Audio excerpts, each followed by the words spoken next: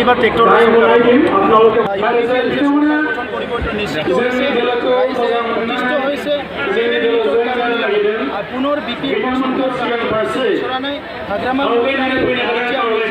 দুৰ্নীতিৰ চন্দাগৰ হৈ গৈছে দুৰ্নীতিৰ ভ্ৰষ্টাচাৰ কৰি 35 লাখ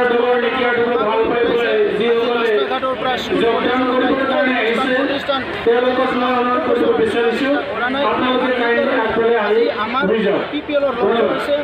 বিটিআৰ অঞ্চলৰ 35 লাখ জনসাধাৰণক ন্যায় দিবৰ কাৰণে নিৰাপত্তা দিবৰ কাৰণে আমি ওলাই আহিছোঁ 35 লাখ জনসাধাৰণক সকলো দিশৰ পৰা আগুৱাই লৈ যাবৰ কাৰণে আমি ওলাই আহিছোঁ বিটিআৰ অঞ্চলৰ বিভিন্ন ভাষা ভাষী লোকৰ ভাষা সংস্কৃতিৰ ৰক্ষণাবেক্ষণা দি পেলাই সকলোৰো মানে আজি যিটো ৰীতি নীতি আছে সেইবিলাক ৰক্ষণাবেক্ষণা দি পেলাই এটা সুন্দৰ এটা সমাজ কৰিবলৈ আমি ওলাই আহিছোঁ আৰু ইয়াত কোনো প্ৰকল্প নাই আৰু সেইকাৰণে এতিয়া ইয়াত BPF নাই BPF এতিয়া ইয়াৰ পৰা মানে প্ৰস্থান কৰিবলৈ গৈ আছে আৰু PPL আগমন কৰিব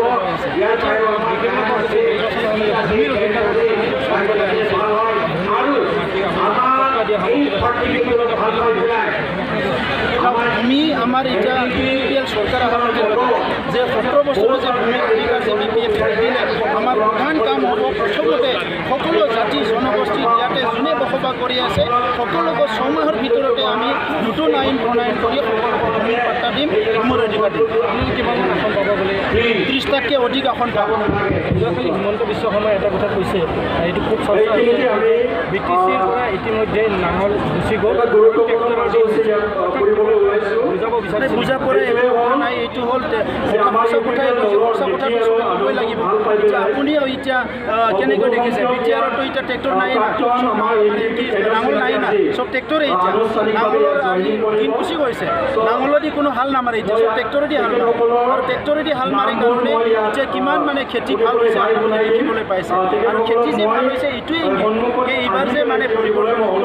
PPLৰ চৰকাৰ আহিব এইকাৰণে তেখেতে কৈছে যে BTRত মানে আগমন হোৱাৰ লগে লগে BTRত অহাৰ লগে লগে তেখেতৰো অনুভৱ হৈছে এইবাৰ ট্ৰেক্টৰ